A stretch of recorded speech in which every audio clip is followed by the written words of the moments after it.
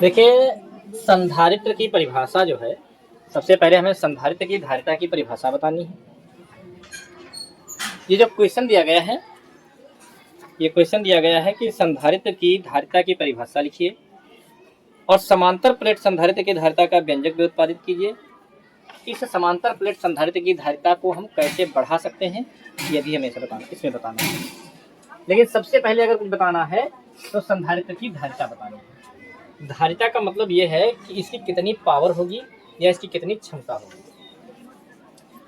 देखिए, संधारित्र जो होता है, संधारित्र में दो प्लेटें होती हैं और दोनों प्लेटें एक दूसरे के समांतर ऐसे रखी जाती हैं, जो किसी प्रकार से विद्युत रोधी स्टैंडों के द्वारा रोक दी जाती हैं और इनके बीच में या तो वायु रखी जाएगी या फिर कोई परावैद्युतांक भरा जाएगा।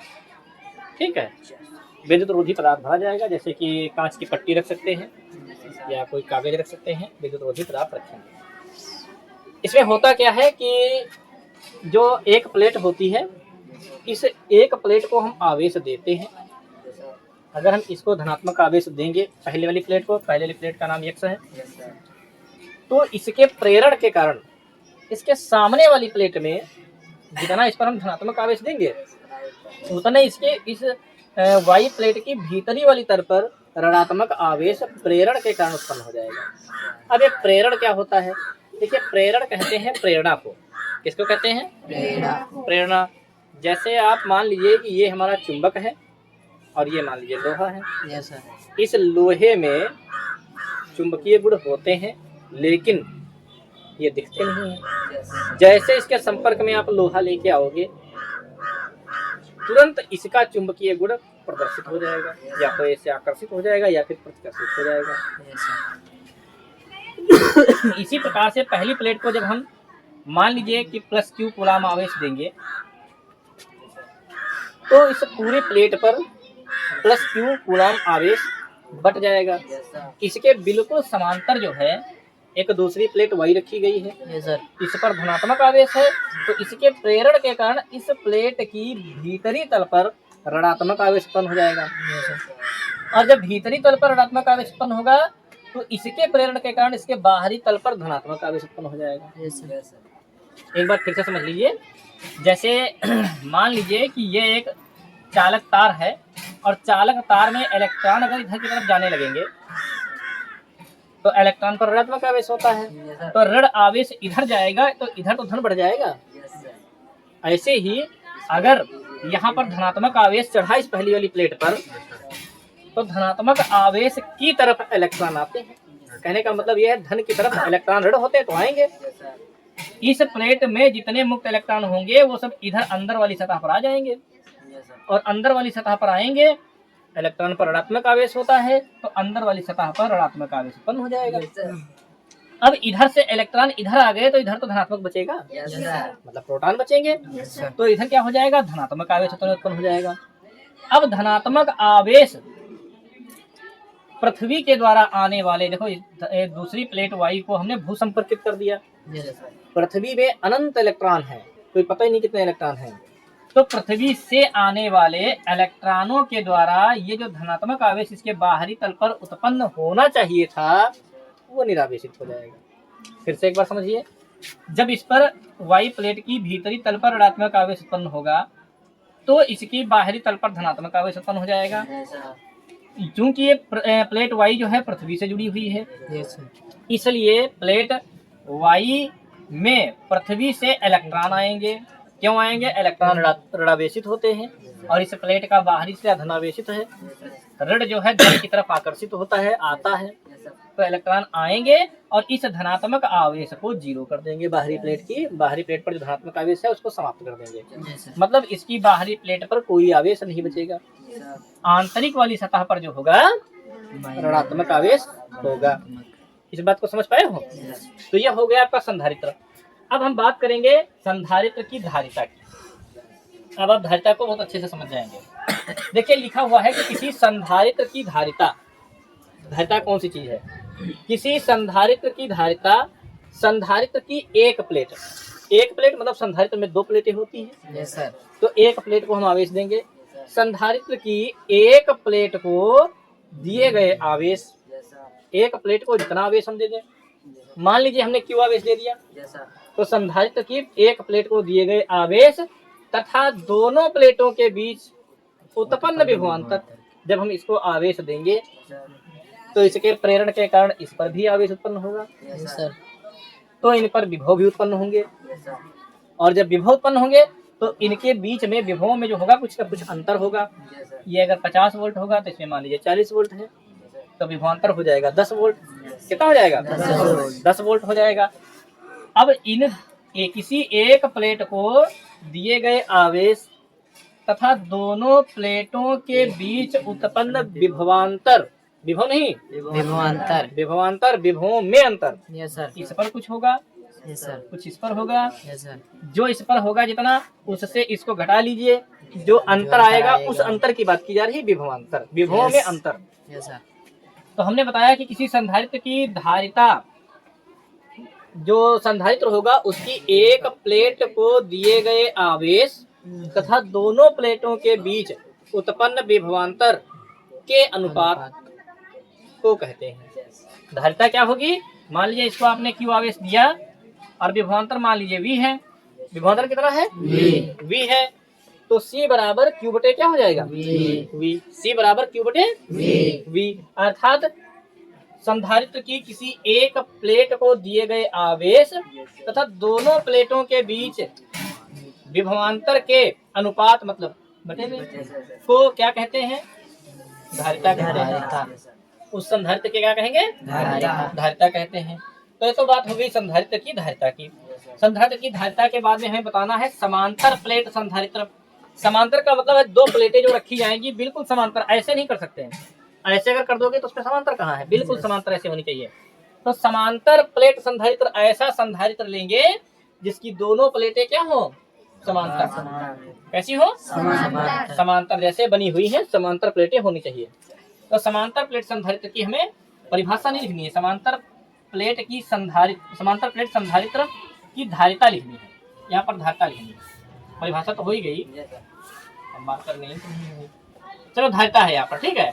अब आप लोग यहाँ से जो है लिखते रहेंगे और साथ ही साथ समझते भी रहेंगे। लिखिए,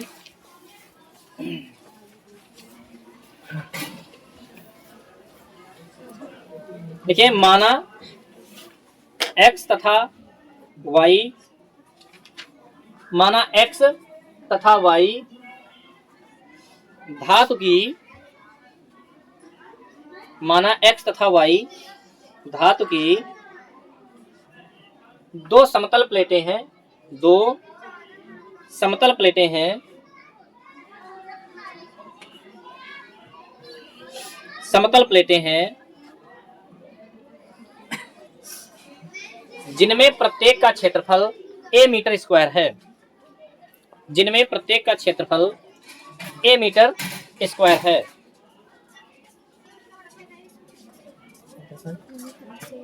a मीटर स्क्वायर है तथा उनके बीच की दूरी, तथा उनके बीच दूरी d मीटर है, तथा उनके बीच दूरी d मीटर है, उनके बीच दूरी d मीटर है। आप चित्र को देखते रहेंगे, मिलाते रहेंगे। अब जितनी थ्योरी आपने लिखी है, सिद्धांत लिखा है, इसको आइए हम देखते हैं। देखिए, माना कि हमारे संधारित्र में दो समांतर प्लेटें हैं, धातु की प्लेटें हैं, एक है x, दूसरी है y। ये समांतर रखी हुई है और इनके बीच की दूरी कितनी है? इनके बीच की दूरी जो है d मीटर मान ली, और एक प्लेट का क्षेत्रफल कितना माना है? a metre square. एक प्लेट का क्षेत्रफल कितना माना है? a metre square. चलिए आगे लिखते हैं। तथा प्लेटों के बीच, तथा प्लेटों के बीच, तथा प्लेटों के बीच, तथा प्लेटों के बीच निर्वात या वायु है, तथा प्लेटों के बीच निर्वात या वायु है। ये प्लेटें जो हैं इनके बीच कोई प्रावधान भी नहीं है, इनके बीच में या तो स्पेस छोड़ दिया गया या फिर हवा भी निकाल दी गई। निर्वात कहते हैं मतलब जहाँ हवा भी ना हो। ये दोनों ऐसे स्टैंड पर कसी हुई हैं, ये एक उपकरण में बंद रहेंगी, इनके बीच में या तो हवा है या फिर हवा भी निकाल दी गई है, हवा भी नहीं, निर्वात है। चलिए आगे लिखते हैं भैया। माना प्लेट x को, माना प्लेट x को, माना प्लेट x को प्लस q कूलम आवेश दिया जाता है, माना प्लेट x को प्लस q आवेश दिया जाता है, माना प्लेट x को प्लस q आवेश दिया जाता है। प्रेरण के कारण, प्रेरण के कारण प्रेरण के कारण प्लेट वाई के भीतरी तल पर, प्रेरण के कारण प्लेट वाई के भीतरी तल पर, प्रेरण के कारण प्लेट वाई के भीतरी तल पर माइनस क्यू कूलाम आवेश, माइनस क्यू कूलाम आवेश, माइनस क्यू कूलाम आवेश तथा तथा बाहरी तल पर, तथा बाहरी तल पर, बाहरी तल पर प्लस क्यू कूलाम आवेश उत्पन्न हो जाएगा। बाहरी तल पर प्लस क्यू कूलाम आवेश उत्पन्न हो जाएगा। देखिए पहली प्लेट जो यक्ष है, इसको जब हम प्लस क्यू कूलाम आवेश देंगे तो प्रेरण के कारण वाई वाली प्लेट के भीतरी तल पर माइनस क्यू कूलाम आवेश उत्पन्न हो जाएगा और इसकी बाहरी तल पर उतना ही धनात्मक आवेश उत्पन्न हो जाएगा। ठीक है, आगे लिखिए। चूंकि प्लेट वाई पृथ्वी से जुड़ी है, चूंकि प्लेट वाई किससे जुड़ी है? पृथ्वी से जुड़ी है, अतः इसके बाहरी तल का प्लस क्यू कूलाम आवेश, अतः इसके बाहरी तल का प्लस क्यू कूलाम आवेश, बाहरी तल का प्लस क्यू कूलाम आवेश पृथ्वी से आने वाले इलेक्ट्रॉनों से निरावेशित हो जाएगा। पृथ्वी से आने वाले इलेक्ट्रॉनों से निरावेशित हो जाएगा।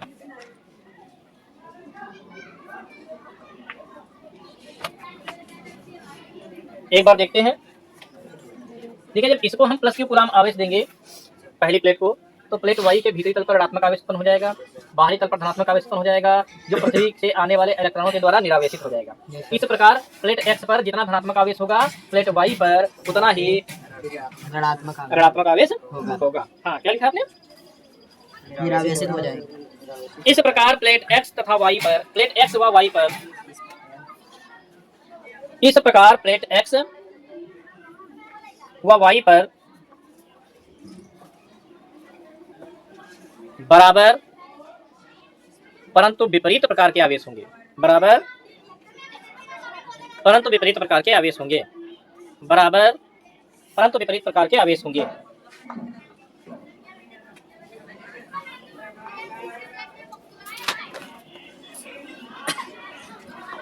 माना प्रत्येक प्लेट पर आवेश का पृष्ठ घनत्व सिग्मा है। माना प्रत्येक प्लेट पर आवेश का पृष्ठ घनत्व सिग्मा है। सिग्मा जो है आधे ना जैसा लिखा जाएगा। प्लेट पर आवेश का पृष्ठ घनत्व सिग्मा है। आवेश का पृष्ठ घनत्व सिग्मा है।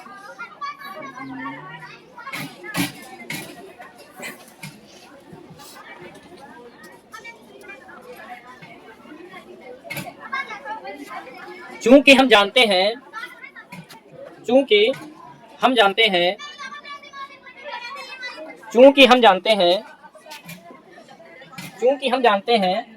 कि सिग्मा बराबर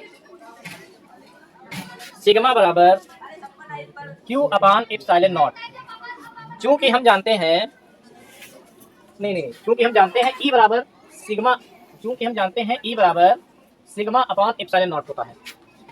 चूंकि हम जानते हैं ई बराबर सिग्मा बटे एप्सिलॉन नॉट। अच्छा, हम एक चीज और जानते हैं कि सिग्मा बराबर होता है क्यू अपान ए। सिग्मा बराबर क्या होता है? क्यू अपान ए होता है। तो जहां पर ये लिखा हुआ है सिग्मा, वहां पर हम लिख सकते हैं क्यू अपान ए बटे एप्सिलॉन नॉट। ये जो ए है ये इसके साथ आ जाएगा, तो ई बराबर हो जाएगा Q upon A epsilon naught. E बराबर हो जाएगा क्यू बटे ए एप्सिलॉन नॉट।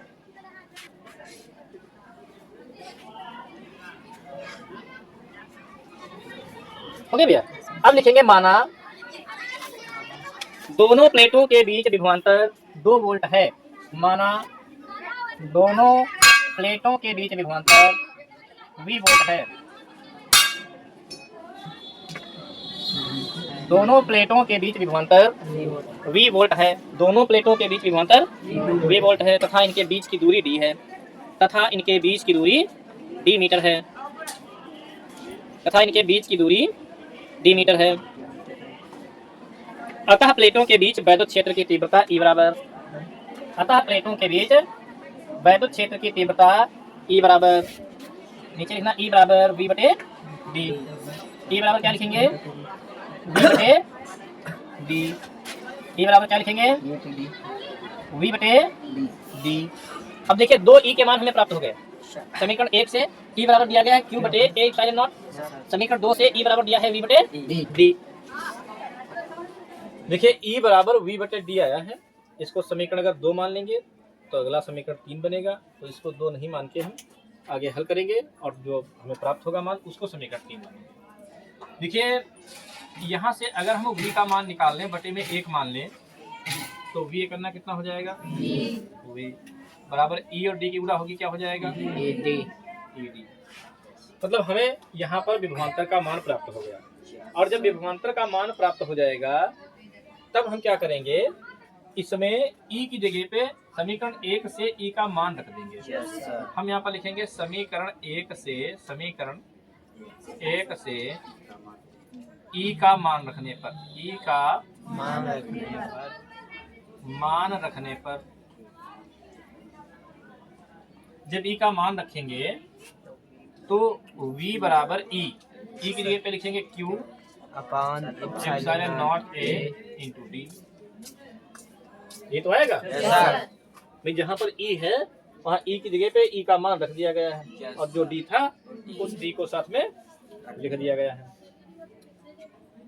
v बराबर हमें प्राप्त हो जाएगा q d upon epsilon not a। ये q के साथ d आ गया, ये हमें v का मान मिल गया है। ठीक है, अब हम क्या करेंगे, हमें पहले से मालूम, चलो इसको समीकरण 2 मान लेते हैं।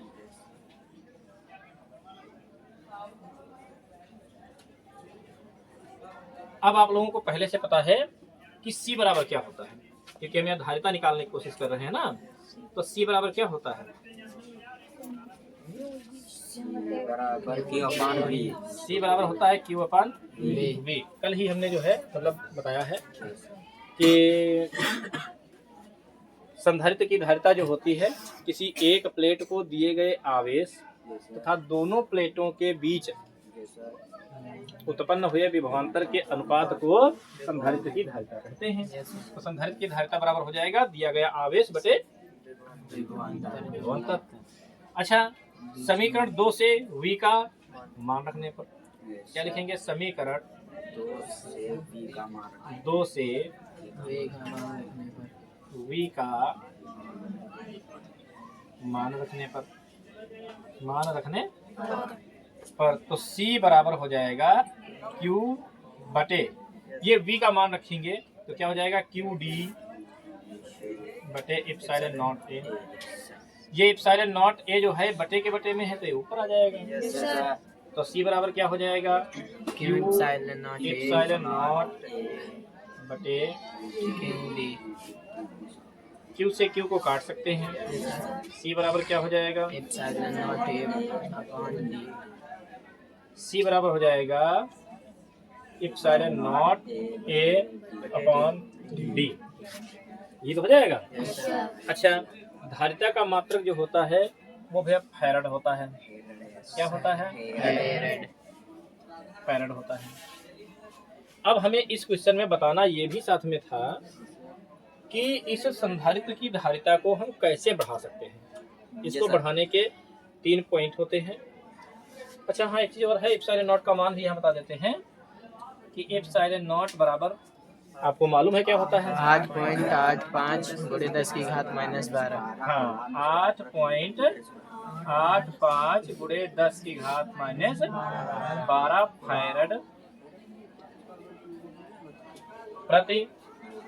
फैराड प्रति मीटर होता है।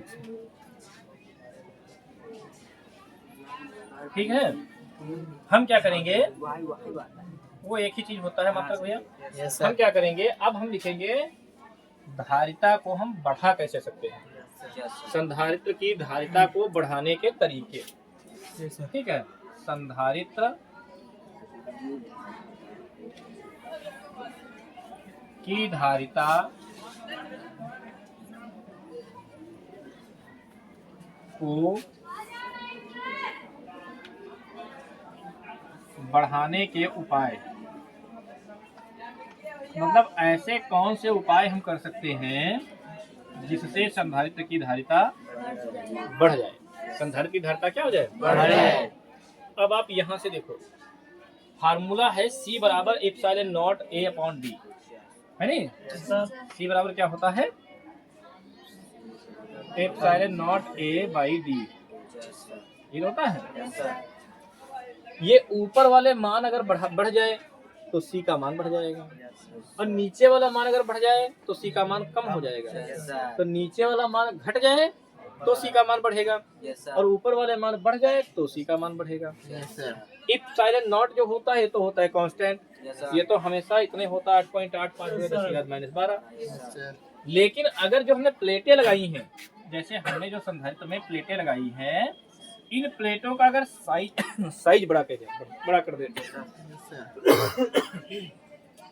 प्लेटों का साइज अगर बड़ा कर दें, अर्थात इन प्लेटों का क्षेत्रफल बढ़ा दें।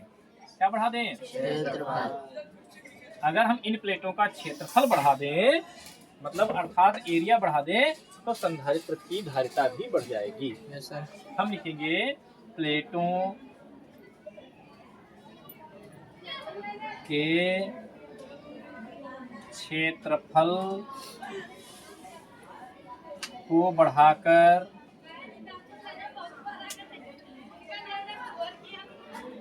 संधारित्र की धारिता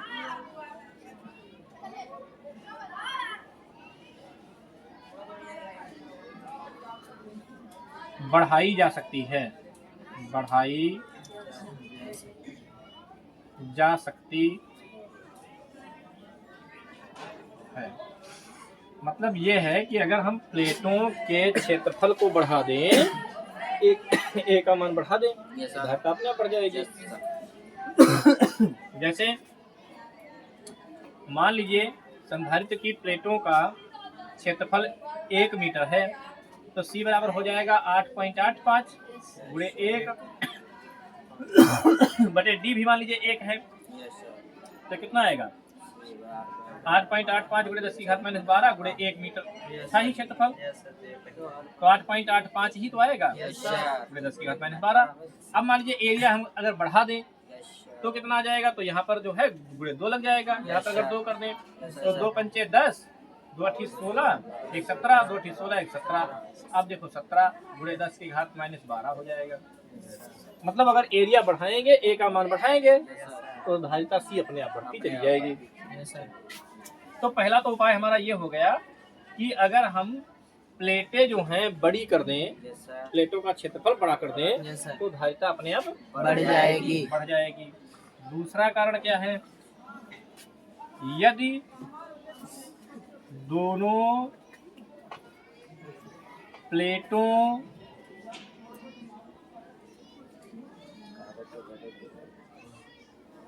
के बीच की दूरी को कम कर दें तो धारिता बढ़ जाती है,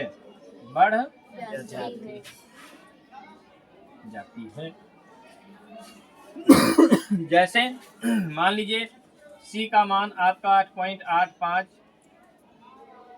गुणे 10 की घात माइनस 12 गुणे एरिया जो 1 है, और यहाँ पर आपका जो है 5 दिया हुआ था।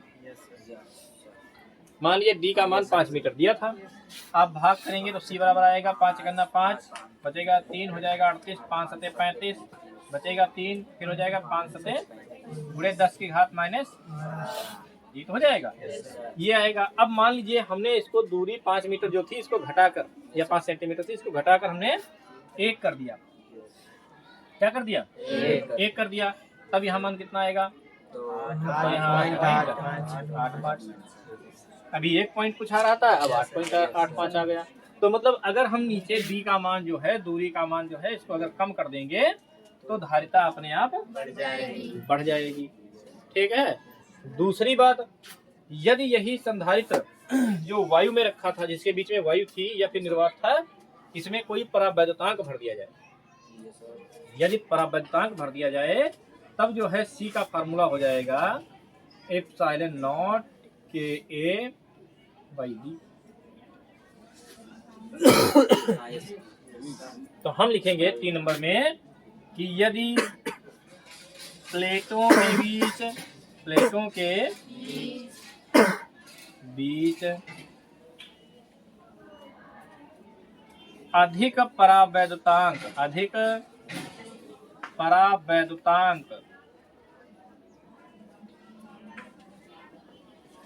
प्लेटों के बीच अधिक परावैद्युतांक पदार्थ भरकर भी हम संधारित्र की धारिता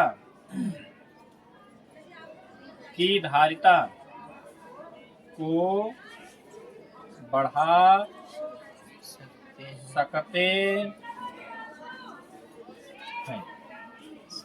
अब मान लीजिए C बराबर एप्सिलॉन नॉट के ए बाई डी फार्मूला है।